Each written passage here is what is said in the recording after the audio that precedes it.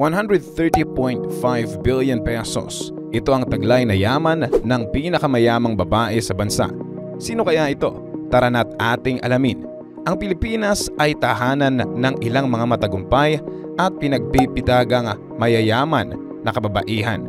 Ang kanilang tagumpay at kakayahan sa negosyo ay nagdudulot ng inspirasyon at nagpapakita ng kanilang kapangyarihan sa mundo ng kalakalan. Sila ay pinuno sa iba't ibang sektor tulad ng mga real estate, pagmimina, retail at media. Ang mga bilyonarya ng Pilipinas ay patunay na ang kasigasigan at talento ay walang pinipiling kasarian sa landas tungo sa tagumpay. Narito ang listahan ng 5 bilyonarya sa bansa ayon sa Forbes magazine. Number 5, Soledad Open Cuanco. May net worth na 53.6 billion pesos. Si Soledad Open Cuanco, kilala rin bilang Chita Cuanco o Soling, ay pinanganak noong ika-16 ng Marso 1933. Siya ay isang prominenteng personalidad sa Pilipinas at ang asawa ni Eduardo Danding Cuanco Jr., isang kilalang negosyante at politiko sa bansa. Ang pinagmula ni Soledad Open Cuanco ay isang pamilyang may malalim na kasaysayan sa negosyo at pamumuno. Siya ay bahagi ng makapangyarihang pamilyang Cuanco na kilala sa kanilang mga negosyo at pagmamay-ari ng malalaking lupain at iba pang mga industriya sa bansa.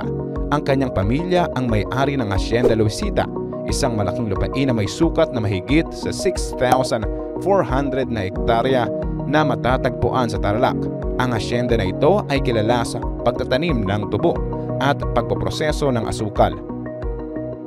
Sa pamamagitan ng mga negosyong ito, kasama ng iba pang mga negosyo at investments ng kanilang pamilya, si Soledad ay naging bahagi ng tagumpay at pag-unlad ng kanilang pangkalatang yaman.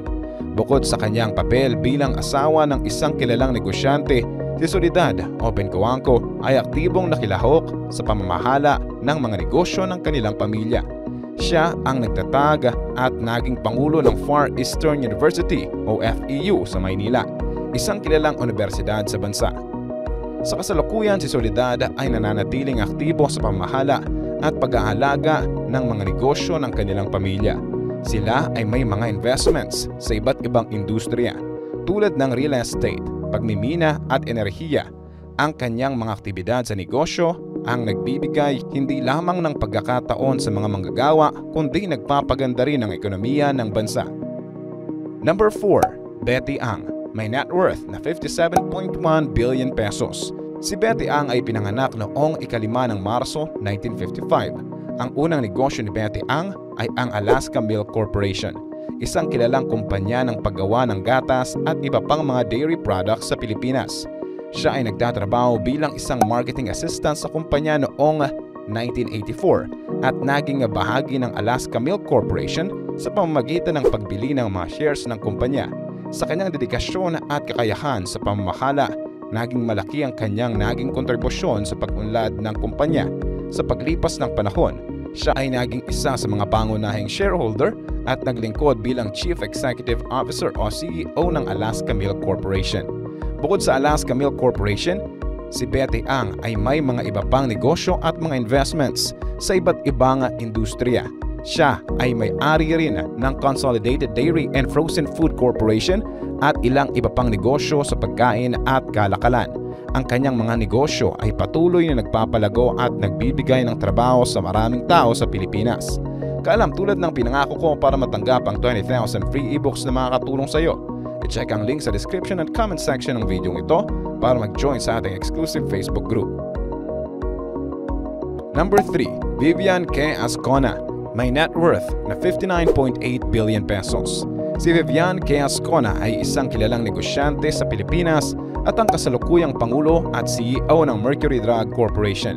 Pinanganak noong Abril 23, 1953. Siya ay anak ni Mariano K., ang nagtatag ng Mercury Drug Corporation na naging pinakamalaking retail pharmacy chain sa bansa. Simula pa noong kanyang kabataan, si Vivian ay nasaksihan ng paglago at tagumpay ng Mercury Drug Corporation. Bilang isang batang babae, pinakita niya ang malasakit at interes sa negosyo ng kanyang ama. Nang graduate siya ng kolehiyo sa UST, siya ay nagtrabaho sa Mercury Drug at nagsimulang magsanay at mag-aral ng iba't ibang aspeto ng negosyo. Sa kanyang pamamahala at liderato, lumaki ang Mercury Drug mula sa isang maliit na tindahan hanggang sa magkaroon ito ng libu-libong mga branches sa buong Pilipinas. Ginawa niya itong isang pampamilyang negosyo na nag-aalaga sa kalusugan ng mga Pilipino. Sa kasalukuyan bilang Pangulo at CEO ng Mercury Drug Corporation, si Vivian K. Ascona ay patuloy na nagpapalawak ng negosyo at nagtataguyod ng malasakit sa kalusugan ng mga tao. Sa pamamagitan ng kumpanya, ipinagpapatuloy nila ang misyon na magbigay ng dekalidad at abot-kayang gamot at serbisyong medikal sa mga komunidad sa buong bansa. Bukod sa pamamahala sa Mercury Drug, si Vivian ay aktibo rin sa mga pangangailangan ng mga komunidad. Ang kanyang kontribusyon at liderato ay nagbibigay inspirasyon sa iba pang mga kababaihan na magtagumpay sa mundo ng negosyo at maging tagapagtangkilik ng kalusugan ng mga Pilipino. Number 2. Elizabeth C. May net worth na 108.7 billion pesos. Si Elizabeth C. ay kilalang negosyanteng Pilipino at isa sa mga anak ni Henry C. Sr. na itinuturing na pinakamayamang tao sa Pilipinas nung siya ay nabubuhay pa. Siya ay pinanganak noong 1959 bilang isa sa 6 na mga anak ni Henry C. Sr. at Felicidad Tan. Si Elizabeth ay nabibilang sa pamilyang nagtatag at nagpapatakbo ng SM Group of Companies na isang malaking konglomerado ng negosyo sa Pilipinas. Ang SM Group ang nangangasiwa ng mga malalaking malls, real estate, banking at iba pang industriya sa bansa. Bilang anak ni Henry C. Sr., ang pinagmula ng kayamanan ni Elizabeth ay nagmula sa mga negosyong itinatag ng kanyang ama.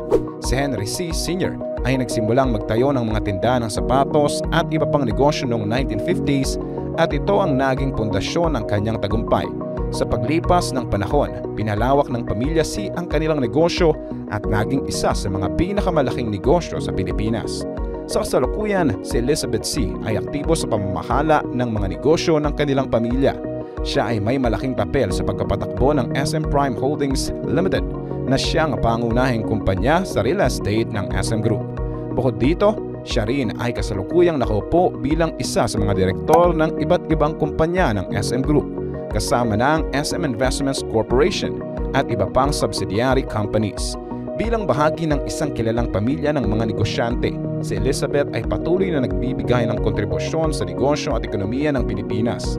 Sa pamamagitan ng pagpapatuloy ng mga proyekto sa real estate at iba pang industriya, ang kanyang mga gawain at inisyatibo ay naglilikha ng trabaho at nagpapalago ng ekonomiya ng bansa. Bukod sa kanyang mga responsibilidad sa negosyo, si Elizabeth C. ay kilala rin bilang isang pribadong tao na hindi gaanong nagpapakita sa publiko. Karaniwan siyang nagtatrabaho sa likod ng mga pangalan ng mga negosyong kanilang pinamamahalaan. Siya ay kilalang tahimik at nagtatrabaho ng mahusay sa kanyang mga tungkulin bilang bahagi ng pamilyang C.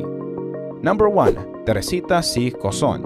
May net worth na 130.5 billion pesos. Si Teresita C. Coson ay ang pinakamayaman na babaeng bilyonarya sa Pilipinas. Siya ay pinanganak noong 8 ng Oktubre 1951. Siya ay isa rin sa mga anak ni Henry C. Sr. at Felicidad Tan. Mula pa noong kabataan ni Teresita ay kasama na sa negosyo ng kanyang pamilya.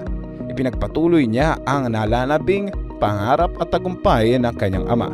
Sa tulong ng kanyang matatag na pagsisikap, sipag at talino sa pangangasiwa ng negosyo, naging mahusay siya sa pagpapalawak at pagpapalago ng SM Group.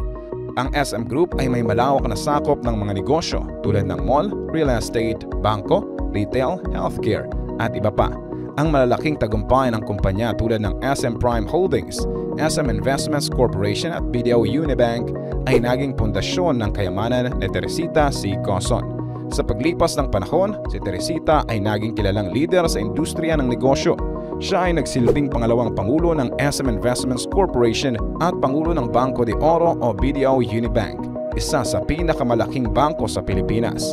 Ang kanyang mga kontribusyon sa pagpapalawak ng negosyo ng kanilang pamilya ang nagbigay sa kanya ng mataas na antas ng tagumpay at kinilala bilang pinakamayaman na babaeng bilyonaryo sa Pilipinas. Sa kasalukuyan, si Teresita C. Coson ay aktibo pa rin sa pamamahala ng kanyang mga negosyo at tumutulong sa pagpapalawak nito. Maliban sa kanyang tungkulin bilang leader sa negosyo, siya rin ay nagbibigay ng mga donasyon at tumutulong sa mga proyektong pangkomunidad, pang-edukasyon at pangkabuhayan. Ang buhay ni Teresita C. Coson ay patuloy na nagpamalas ng tagumpay, determinasyon at dedikasyon sa mundo ng negosyo. Bilang isa sa mga natatanging babaeng bilyonaryo sa Pilipinas, siya ay isang huwaran ng mga kababaihan na may malaking ambisyon at natatagong kakayahan sa negosyo. Kaalam, humahanga ka ba sa mga kababaihang ito? Naniniwala ka ba na wala sa kasarian ang tagumpay ng isang tao? Kung mayroon ka pang nalalaman kaalam, huwag mong kalimutang i-like ang ating video at mag-subscribe ka na rin sa ating channel. At siguraduhin na panoorin ang next videos na siguradong magugustuhan mo. Ito ang inyong kaalam na nagsasabing, knowledge has a beginning, but no end.